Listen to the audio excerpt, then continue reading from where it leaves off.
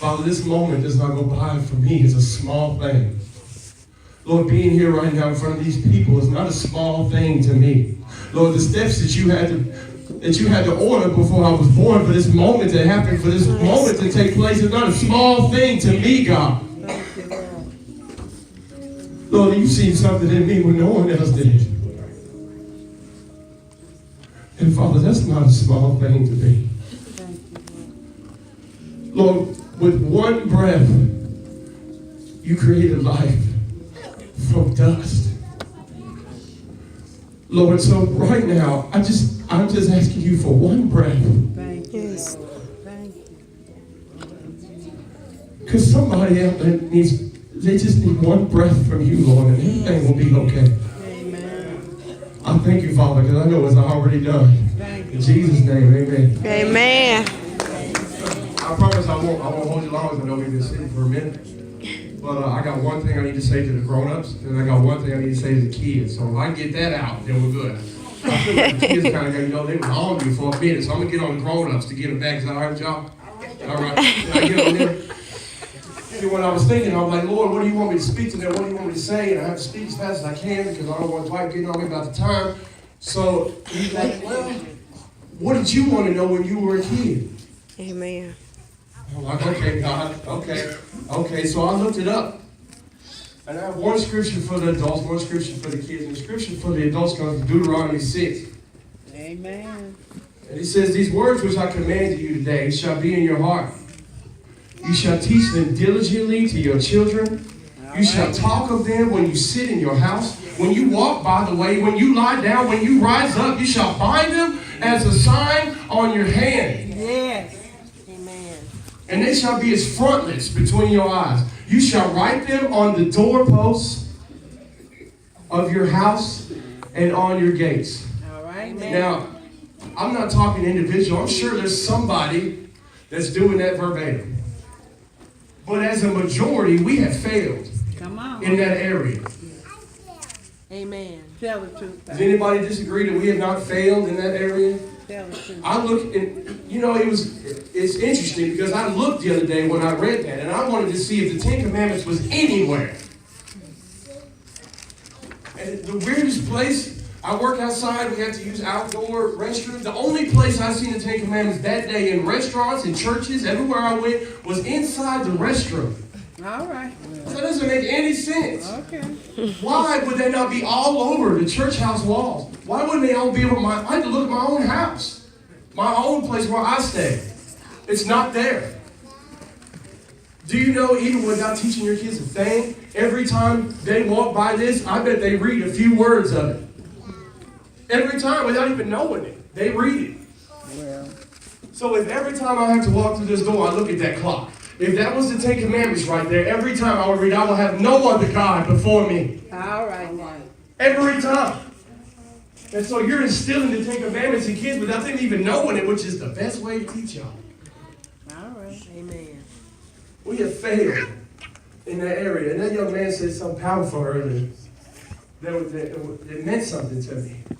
And that's, I know I told you there's only one verse for the grown-ups, but it's all in the same chapter. So we have a little verse here. Let him use it, It says, when your son asks you, it's also in Deuteronomy 6 for anybody that's writing it down. When your son asks you when time to come, saying, what is the meaning of the testimonies, the statutes, and the judgments which the Lord our God has commanded you? Like, why are you teaching me these commandments? Then you shall say to your son or daughter, we were slaves of Pharaoh in Egypt, and the Lord brought us out of Egypt with a mighty hand. Now, I know the first thing I thought, what does this got to do with Egypt and Pharaoh?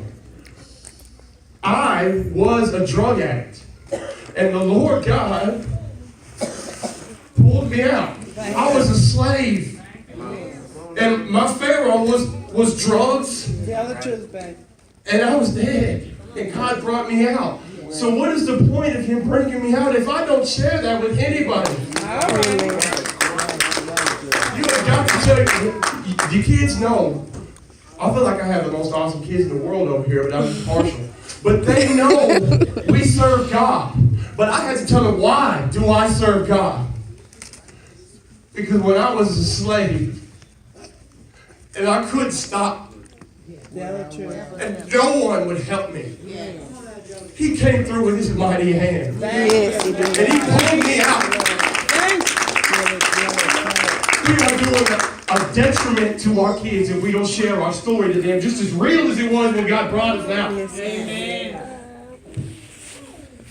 Amen. I gotta tell the kids something. All right. He said something earlier. Man, God is so good how he works everything together. He didn't know what I was writing about or what God gave me. Amen. But he said something about the kids asking the parents. Now I'm talking to the kids now. Everybody does pay bills. I'm talking to you. He said to ask the parents questions. And that's true. I like that.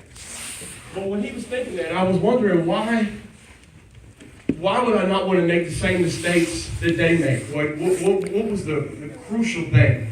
Because I want y'all to know that I didn't always wear t-shirts with Jesus on the front. I wasn't always at a church on Saturday. I promise it wasn't always like this. So God can help me clean up my life, but there's something that I can't get back. There's something that I can't give back.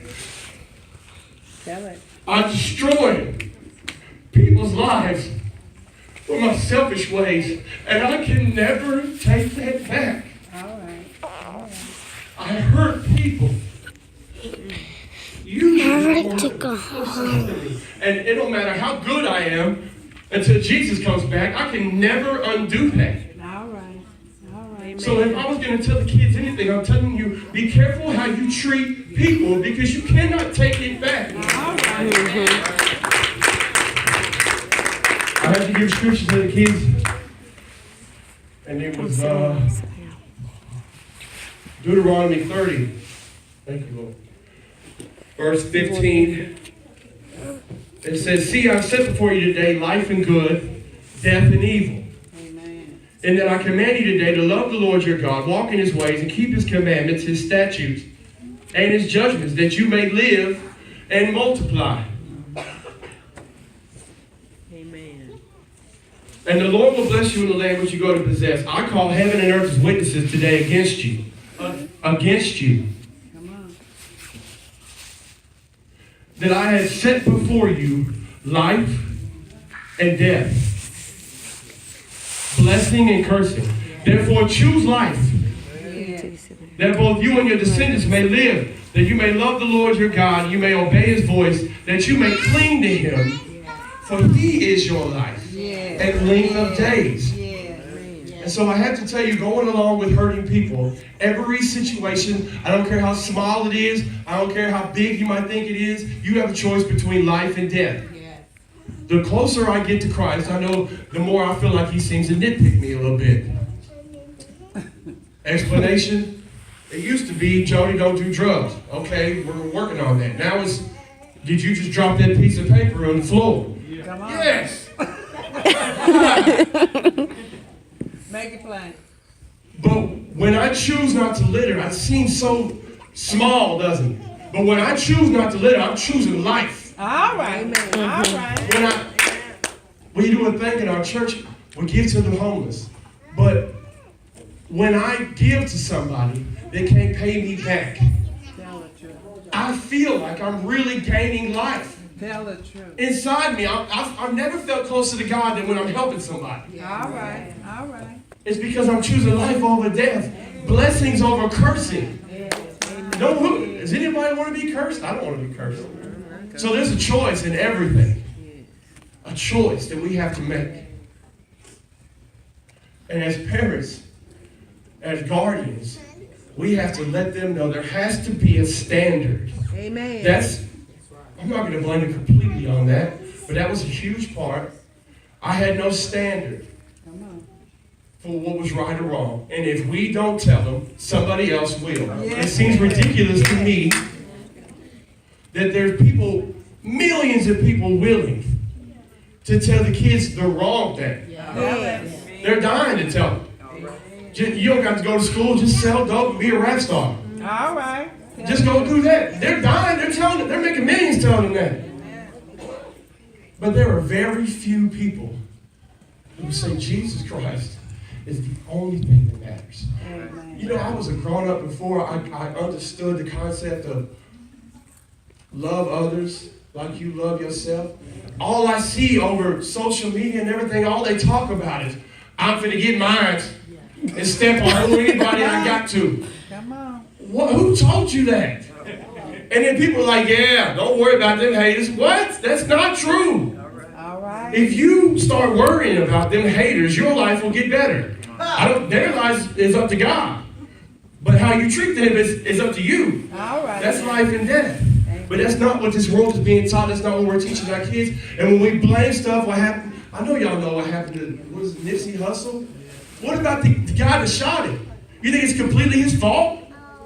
He did not have a standard set up that it's not okay to walk in somewhere and shoot somebody. Amen. Somehow he thought that was okay. All right. That it wasn't that big a deal. Because I would never do that even before I got saved. Because somehow I had a standard that that's not okay. Okay.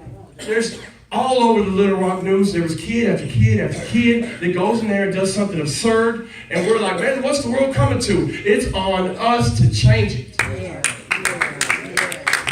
We're the only ones. We can sit there and talk about it on Facebook until we're blue in the face. But these kids are the way we change it. And we say, look, I need you to love God before anybody. Amen. Don't steal because it hurts people. Yes.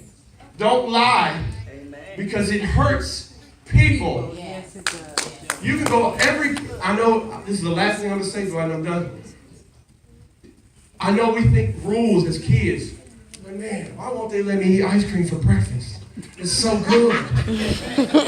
but you don't understand that that's bad for you and it hurts you.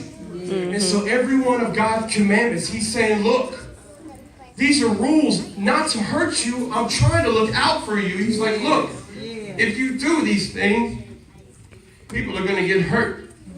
The abortion rate is at an all-time high because we don't listen to God and what he said. Tell the truth. Because we don't get married first and we do what we want to do. And God's like, look, I told y'all a long time ago. If y'all would just do what I said, y'all will have a lot less pain and a lot less strife and everything will be okay because I got you.